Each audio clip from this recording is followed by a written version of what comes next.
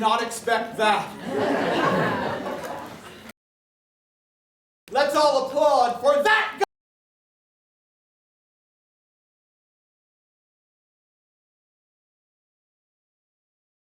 guy. I did not expect that. My good friends, you are welcome here to this most hallowed of places, the sacred amphitheater of our people, at the very peak of Mount Akanak, where for countless generations our ancestors have gathered once a year to celebrate the festival of the 12th moon and to beg the gods and goddesses for another bountiful year. And so, let's capture the attention of the goddesses and gods above with the sound that we know they love best. A loud, excessive, almost unwarranted round of applause on the count of 3. 1, 2,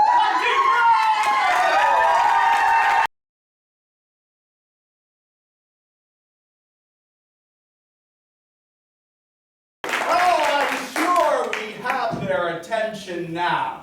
My friends, we gather here today at the peak of human civilization, in the most technologically advanced age in all of human history. Civilization, here, this amazing age of bronze, where we have our lives made convenient by all of the wonderful modern inventions, bronze-tipped spears and digging tools, the plow, wheel, with which we plow our fields, the wheel, I mean the wheel, right? The wheel, a loaf of bread.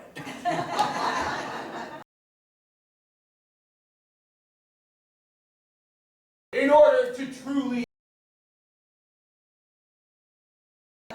and yet, my friends, in order to truly respect and honor the present, we must never forget we're here once a year to tell our stories. We tell the stories of our goddesses and gods, our heroes and our monsters. Stories that challenge us to think deeply about life's most important questions. Where did we come from? Why are we here? And where are we? These stories without a magnificent band of storytellers. My friends, I give you our storytellers!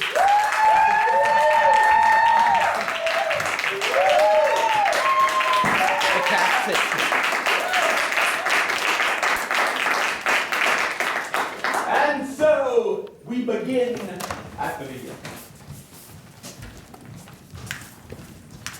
with our first story of the evening, the story of the creation of the heavens and earth.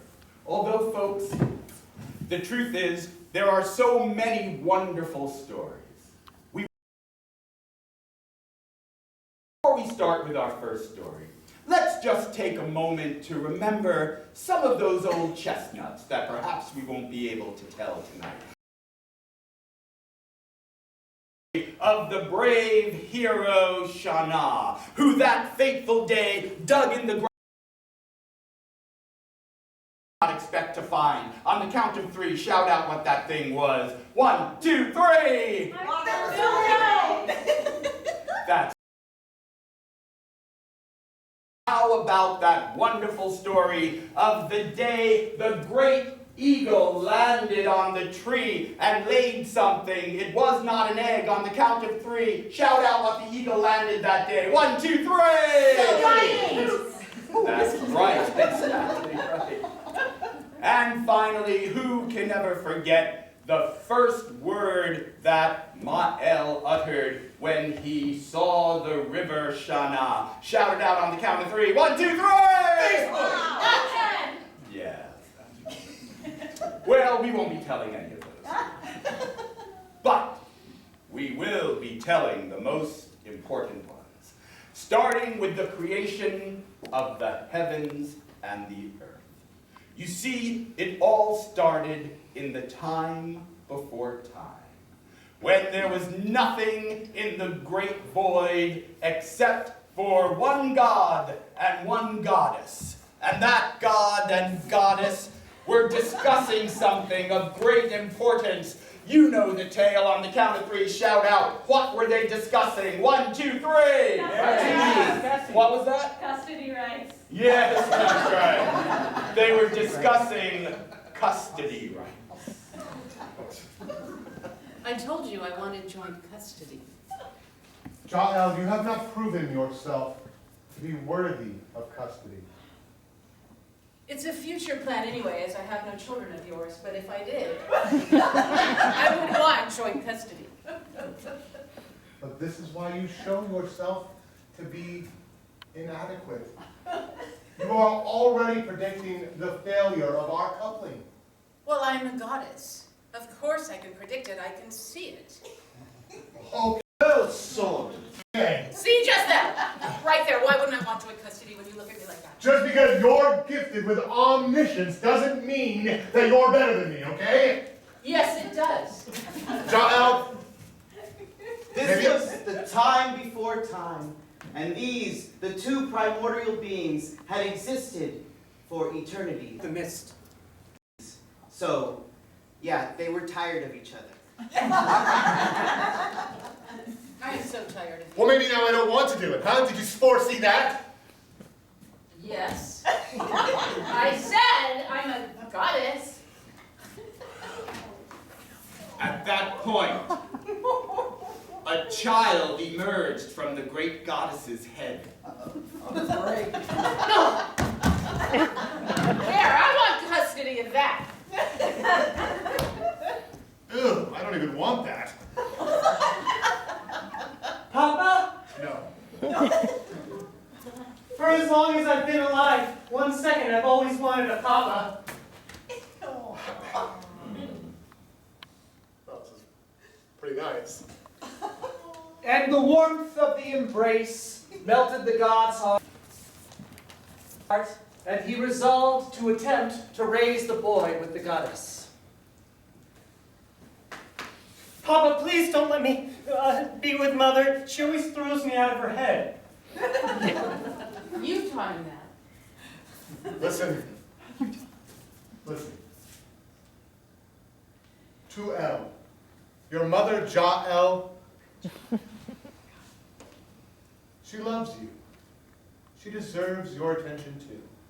Now I know that we have so much in common. We both love chasing each other in circles around the primordial nothingness. It's really a blast. And she's, you know, all-knowing. It's kind of a drag. At that moment, the goddess resolved herself to create a place where her child could play, a place that was super fun and cool, and much better than anything the god could create. It's just, Mama, it's more boring when I'm over at her side of the plane. I just don't want to be over there.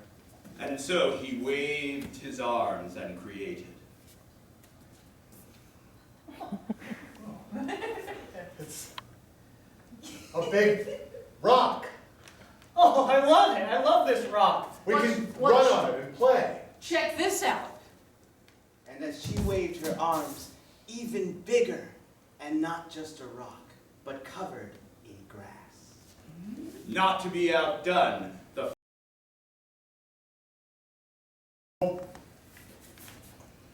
How about all those, huh? Those are great. and suddenly the night sky was filled with stars. Wow. Next, you two should, create me an allowance. What about this? and the ocean splashed onto the green orb, and waves crashed, and the boy swam. Oh, this is even better. But they knew that Tuel could not live as a god, a young god, without his own purpose. And so they bestowed upon him his purpose. Your purpose is to make me happy. And he became the god of making mothers happy. And yet, their union could not last, and their parenting issues were insufferable. So at last, they went to the cosmic divorce court, and each sued for joint custody. The judge rose before them. Order, order! We gather here today to reach an agreement of custody for this godchild, Tuel. The mother pled her case before the judge. I just missed that exists one joint custody. I don't need any more time than that. He makes me happy on Sunday through Saturday, and then I exchange at a neutral place, a neutral environment, and then I pass it on. And that's all I want every other week. And holidays, every single one. And what say you? Are you amenable to this agreement? I've striven to keep this being away from our child, but I see that she is right. And so, I shall live upon my orb in the sky. And as it waxes and wanes throughout the seasons, Tuel shall come to me. Very well, then joint custody it shall be, but not weekly. You shall have him during the night, and you during the day. And at once the father became the moon to watch over his son at night, and the mother the sun to watch over her son during the day. And thus the heavens and the earth and the stars and the sun and the moon were created.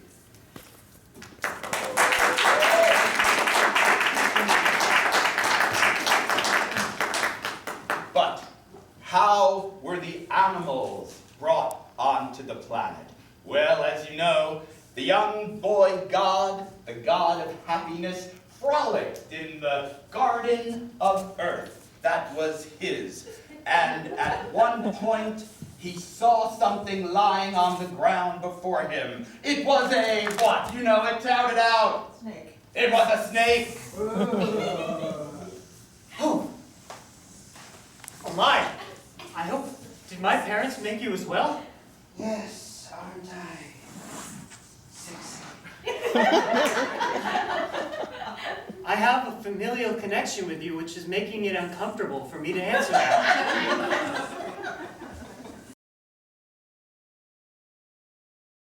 If there were. Others. Ooh. Well, I would be happy and joyous, and I think that would make Mother very happy to see her progeny expand. I know. There's these blades of grass. They're long and green, just like you. Yes. Perhaps if I pluck them, more of you shall take their place. And with each pluck of a blade of grass, a new animal came forth upon the earth. A gazelle. a falcon. 2 falcons. That was a double-headed piece of grass. And a lion.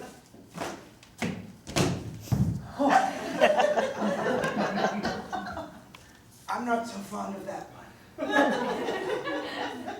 Hello, all these creatures that I have created. Welcome. I am Tuel. I am the god of happiness. And I think that we should populate this land with all of you. Go off to the different places. Make the world happy and All was peaceful and well, for the boy had created the animals to be sexy, like the snake. And the sexy animals interacted with each other. But as sexiness is wont to do, it wasn't long before the thin line between love and hate reared its ugly. To remember you. head.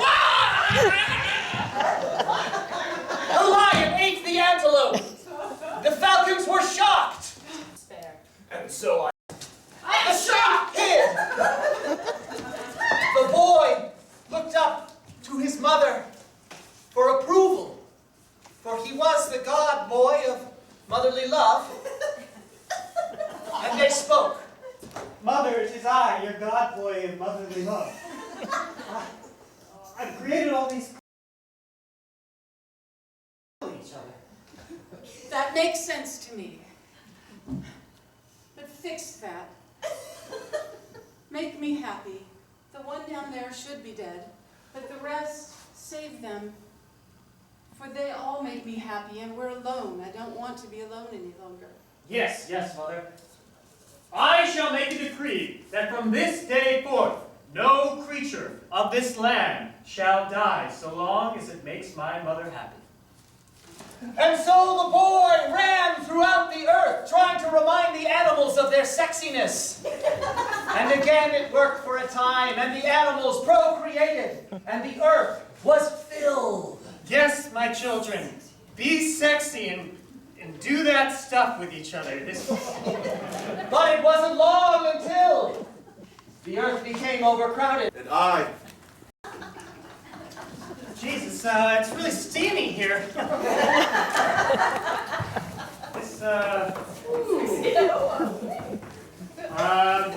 Perhaps this is something my father can help me resolve. All right, let's clean that up. Father, I come to you under this pale moonlight. Well, my boy. Yes, it's been too long. Father, in my absence from your place, I did something silly. I created thousands and thousands of animals who continue to hump each other. Yes. I think, like the night follows the day, so too must life follow life. Do you understand? You need to kill off these animals. and so, to kill off the animals was the new task. But don't do it yourself. Don't soil your hands. Father, I'm the god of making Mother happy. She told me to keep them alive. And an idea sprang forth in the father's mind, which brings us now to the point of humans. Humans were, of course, the apex predator. And thus the first human was to be created. And with which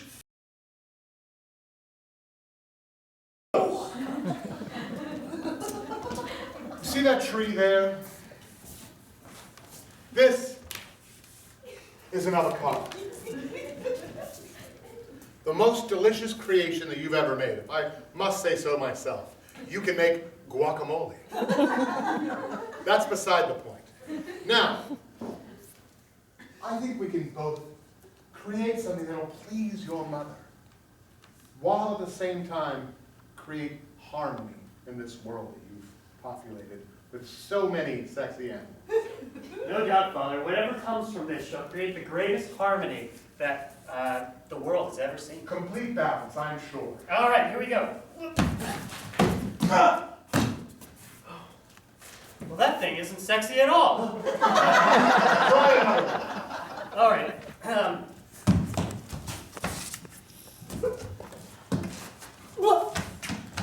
Better. Now we're talking. And thus, the first man and woman were created, and they were called Guac and Mole. I am called Walk. I am called Mole. There we go, Father. Now we have them, and they can kill all the animals instead of me. Have fun. But you can also create. Use your ingenuity. Use this spark that I give to each of you to see the world as your own personal sandbox and build and paint and make music. I don't know what any of those are. I just came up with it. I'm spitballing.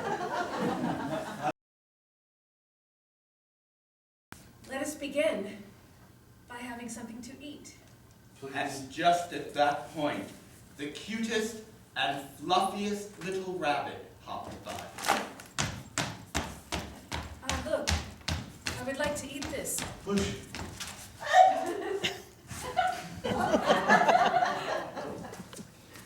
I will skin it for you and make a beautiful coat from its fur.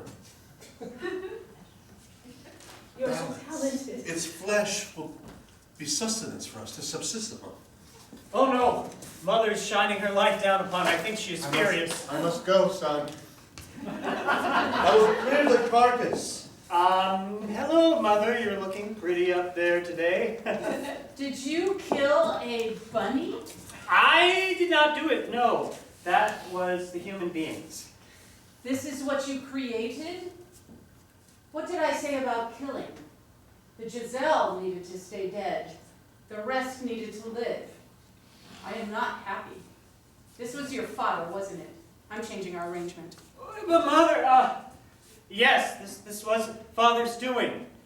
And so, filled with rage was the goddess that she decided to get revenge on her ex-husband right then and there. I do not like any of what you created there. And thus happened the first lunar eclipse. And fly. I didn't create anything. You didn't create that. I merely gave them a spark. During the week that you had him, He has destroyed animals. He a bunny. Your world was dying. It was getting overran. You needed to cull the herd, thin it a little. And in the midst of this argument, slithered past the sexy snake.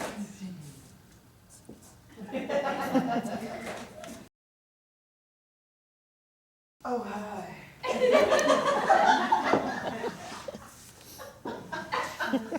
Yes, you can't take your eyes off me, can you? no. Yes. You want to follow me for some strange reason. I do. I have no idea why. You know your son created me. And you're still alive. I think so, yes. Yes, Do you- see, Mother, the animals, they reproduce and they repopulate for everyone that dies. I feel like an apple. And so the snake at once dashed to the tree, picked an apple, which grew near the The fruits grew on each tree, and presented it to the goddess. You see how the fruit fall from the tree and die, and more fruit is growing. I must say that the highs are only so high because of the lows. You know what, Mother? To please you even more, it seems company. So perhaps you shall take this snake, and you two shall do things that I don't want to hear about in your own comfort zone. The goddess. When creatures died, they were gone permanently. Thus, she asked the snake if he could become king of the underworld. Will you become king of the underworld? You know it. Then I may.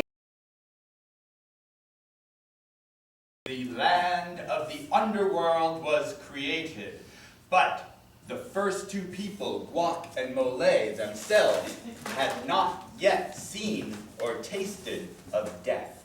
Now, in this next story, we will see how death entered the world for the first time. And it all happened, as you know, because somebody really wanted something. What did somebody really want? Strawberries. Strawberries! The death fruit.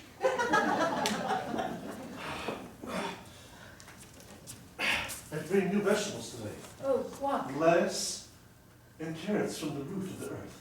Oh, so big and wonderful.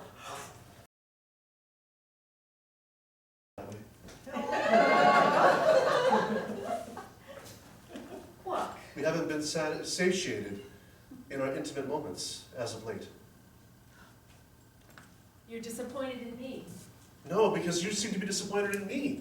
For you see, as often as they spent evenings together and knew each other, she did not bear yet a child.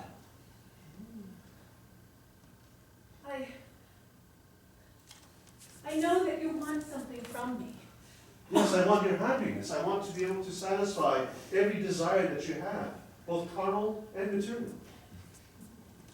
Then I must be a mother, for we know that the mother-son God is happy. If I were to be a mother, then I would be happy, and then you would be happy. Very well. We must make it happen.